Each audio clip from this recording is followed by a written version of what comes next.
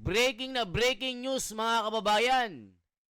Grupong Bangon Sambayanan nanawagan sa Armed Forces of the Philippines na kumilos na yung tinatawag na conscience call. Halaka mga kababayan. Heto na po ang mga kababayan natin na nagsasagawa ngayon ng ingay sa EDSA. Malawakang protesta laban sa korupsyon. Ito na po mga kababayan. Nakakaiyak po ito. Ihanda nyo po ang inyong mga panyo at tisyo kasi maiiyak po kayo dito. Talagang yung mga kababayan natin umiiyak na po sa galit. Talagang umaapoy na po ang kanilang mga damdamin. Hindi na nila matiis ang ginagawa ng mga politiko at na sa gobyerno na pagkukurakot ng ating pera.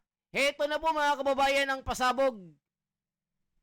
Nanawagan ng grupong Bangon Sambayanan sa Armed Forces of the Philippines o AFP para sa tinatawag nilang conscience call. Paliwanag ni Eric Celis, mas mapapabilis ang pananagot sa mga sangkot sa umano'y maanumalyang flood control project kung aalisin ng AFP ang kanilang suporta kay Pangulong Ferdinand Marcos Jr. Let the constitutional line of duty of the armed forces be their call of conscience. Ano po yun? That the armed forces of the Philippines shall be the protector of the state and the people. And Marcos and Romualdez are not the state. They are not the government either. Sa panimulang kilos protesta ng grupo kahapon sa EDSA Ortigas, dala nila ang panawagan na ang dapat managot ay ang Pangulo at si House Speaker Martin Romualdez. Ayon kay Celis, naniniwala sila na ang mga namumuno sa pamahalaan ang pangunahing dahilan kung bakit malalakas ang loob ng ilang mambabatas at iba pang kawani ng gobyerno na gumawa ng garapalang korupsyon sa pamahalaan. Mapapadali pong lahat ng ito kung dumagsa ang tao sa lansangan, mapipilitan ang Armed Forces of the Philippines to withdraw support from the Commander-in-Chief. Ito ang pinakamabilis na transisyon. Hindi tayo lalabas doon sa constitutional line of succession. Ibig sabihin po, nasa batas pa rin ang pagkilos natin. Dagdag pa niya, wala nang takot ang mga ito sa paggawa ng katiwalian dahil wala namang naparurusahan sa kasalukuyang sistema. Bukod sa EDSA Shrine, kaliwat kanang kilos protesta rin ang isinagawa ng iba pang mga grupo. Ayon sa pagkakaisa at lakas ng mamamayang galit na sa korupsyon o grupong Palag na Ako, layo ng kanilang protesta na tutulan ang lumalalang isyu ng katiwalian sa gobyerno. Partikular na ang mga maanumalyang flood control project na anila ay nagiging pugad ng korupsyon at kickback. Kaya po kami nandito para po ipunin namin ang mga tao dahil nga po sa mga anomalya sa gobyerno. Ngayon po nananawagan po kami sa September 21, pwede na po tayo lumabas ng bahay, magkaisa at pumunta po sa Luneta po. Yun po ay para po tutulan at ang ating mga korupsyon sa ating gobyerno. Mga kababayan, naku, napakatindi ng mangyayaring ito kung maganap ang malawakang rally po na protesta na gagawin laban po sa korupsyon sa gobyerno. Nananawagan na po ang taong bayan na itong mga nasa AFP kumilos na habang maaga pa. Nakikita niyo naman mga kababayan naiiyak na si nanay Sa sama ng loob mga kababayan naiiyak na po. Kaya sabi nila gumising na ang Armed Forces of the Philippines. Habang maaga pa, nananawagan na po yung mga tao. Kasi naman mga kababayan, walang napaparusahan Laging umiiwas po. Yung mga nasasangkot sa korupsyon, hindi napaparusahan. Grabe na ito mga kababayan, ituloy pa natin. Bukod sa iba't ibang grupo, ilang individual din ang personal na nakiisa sa mga protesta laban sa mga nangyayaring katiwalian sa pamahalaan. Hindi ko na rin kayang magtiis na nasa bahay lang at walang gagawin. Kasi sobra na ho yung nangyayari sa pamahalaan natin. Puro kurakot na lang ng ginagawa ng mga tao sa gobyerno na hindi naman nila pera ang pinaghirapan. Pera ng bayan, kukurakutin lang nila. Sobra na, hindi na tama yan. Nakakita nyo mga kababayan, nakakaiyak po, di ba? si nanay o si lola, talagang naiiyak po. Talagang ramdam niya po yung ginagawa ng mga korap dito. Nakita niyo naman yung takbo ng investigasyon sa Blue Ribbon Committee. Parang wala na po, guni-guni na lang. Tapos tinanggal nila si Marcoleta, tinanggal nila si Chis Escudero para para pagtakpan yung anomalya, 'di ba mga kababayan? Tapos tila may pinapanigan pa sila, 'di ba mga kababayan? Ganun po yung nangyayari tila may pinapanigan po Pagka senador yung nasasangkot, alisto. Ang bilis kumilos. Pero pagka congressman ang nababanggit, tahimik sila mga kababayan. 'Di ba kung yung sinasabi ni Bryce Hernandez, ang bilis kumilos na ang tirada sa mga senador. Pero pag ang tirada sa congressman, tahimik sila. O ano sabi ng mga komento mga kababayan? Ako, magagalit kayo dito. Ito po yung mga komento. Ipalit mo ang magnanakaw. Palitan ang mga magnanakaw na buhaya. Ano ka, siniswerte? O, tignan nyo mga kababayan, yung mga idol na idol, itong mga magnanakaw na ito, pilit pinagtatanggol. Si Apo Marcos ang gusto nilang pabagsakin, hindi ang mga korap na politiko. Kaya protect Apo BBM. Naku po, tiwalang-tiwala pa rin kay BBM. Kayo lang, wag nyo kami idamay dyan. Sangkot din ang mga yan Ay, mali na naman. Revolution na naman ang gusto nyo. Anong gusto nyo? Hayaan nyo po yung mga kurakot dyan. Los-los, sabi niya. Palitan si Tito Soto. Palitan si Lacson, ibalik si Marcoleta. Yari na mga kababayan. Opportunista yung mga taong yan. People power against corruption and its people behind. But not to put Duterte in power. O, tignan nyo. Huwag kayong umasta. Huwag kayong umasa sa AFP at CBCP. Kasi sobrang laking share niyan sa trillion-trillion na ninakaw. Nag-umpisa na ang corruption kay Aquino administration. Ngayon, isisisi nyo kay PBBM. Ngayon lang nagutom yung mga koruptor nako po, mga kababayan, ito po ang nangyari sa Nepal. Grabe po ang nangyayari sa Nepal, mga kababayan. Nakakatakot na nangyayari doon kasi nga po, yung bahay po ng mga congressman, mga politiko sinusunog doon sa Nepal. Inaantay pa nila na mangyari dito sa Pilipinas. Ito po ang nangyayari sa Nepal, mga kababayan. Ito po, tignan nyo po. Ano bang nangyayari sa Nepal? Tignan nga natin kung anong balita sa Nepal, mga kababayan. Inaantay po nila, mga kababayan, na ganito yung mangyari. Nepal protest. Ito po. Ganito po ang nangyayaring kilos protesta sa Nepal. Talagang nakakatakot po. Ayan mga kababayan, sinunog po ang mga parliament house. Meron din nasunog na mga asa-asawa.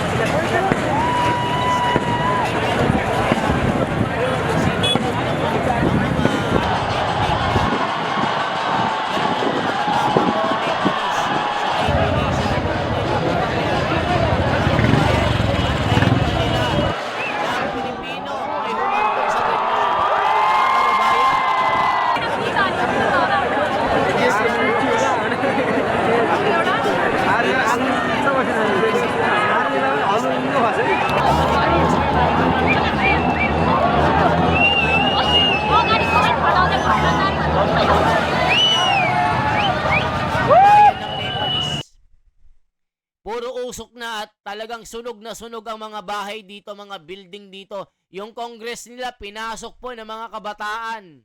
Dahil po galit na galit po sila sa gobyernong ito ng Nepal. Kaya ang nangyari yan, bumagsak ang kanilang gobyerno.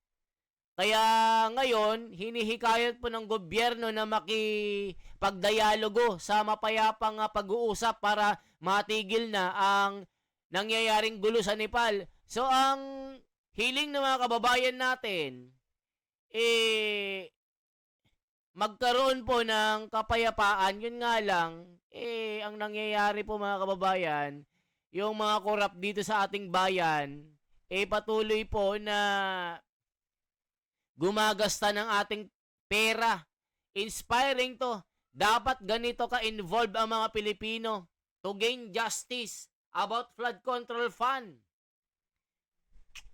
Kung gagawin din dito sa Pilipinas, bibigyan lang natin sila ng reason para magdeklara uli ng martial law. Grabe mga kababayan.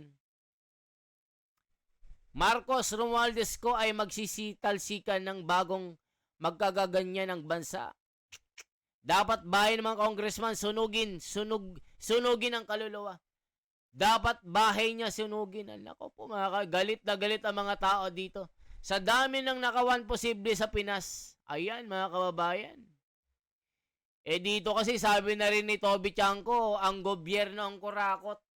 Ninanakaw nila ang pera ng taong bayan. Kaya tignan nyo po ang nangyayari sa ibang bansa.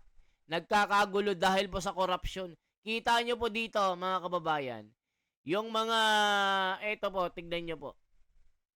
Talaga nagkakagulo po sa ibang bansa. Ang Monday nagiging Ito po, sa manhid ibang day, bansa Tuesday, mga makikita nyo po nagkakagulo doon. So, itong ginagawa po ng mga kababayan natin para tutulan at magprotesta sa korupsyon na ito na tuloy-tuloy ang ginagawa nilang pangungulimbat sa pera natin. Kaya sa September 21 mga kababayan, nagkasa ang mga kababayan natin na hindi na masikmura ang ginagawang pagnanakaw ng mga kupal na mga kurakot. Eto pa mga kababayan, tignan po natin, huwag yung masyadong brutal po ito mga kababayan. Yun na lamang po, basta nakita nyo na po na ganyan na po yung nangyayari. So ngayon po, ito bang inaantay ng marami ha? Ito po usap-usapan pero wala pa pong opisyal na sinabi po ang Iglesia ni Cristo at ng pamamahala nila na kumakalat kasi sa social media na magkakaroon po ng malawakang rally ang kapatiran ng Iglesia ni Cristo. Nako po mga kababayan, kung ito'y matuloy, talagang marami pong tataob dito pag Iglesia ni Cristo ang nagrally. Sa ngayon po kasi mga kababayan ay wala pa pong opisyal na sirkular ang pamunuan ng Iglesia ni Cristo na sabi-sabi po ay sabi-sabi lang pero wala pa. Hindi natin alam kung merong mangyayaring malakihang rally dito na pangungunahan po ng Iglesia ni Cristo. Pero alam ko kung meron man rally ang kapatiran, hindi po sasabay sa September 21. Kasi yung September 21 mga kababayan ay yan po yung anniversary ng pagdedeklara ng martial law in the Philippines ni Apo Lakay noon mga kababayan.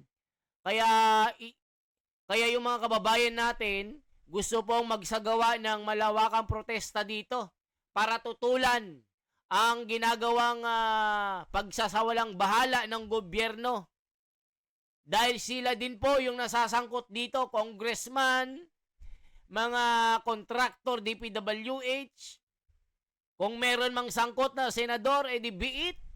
Mga kababayan, basta mangibabaw ang batas, mangibabaw kung sino ang mga dapat maparusahan dito, hindi yung meron kang kikilingan. Sabi nga ni Senator Marcoleta,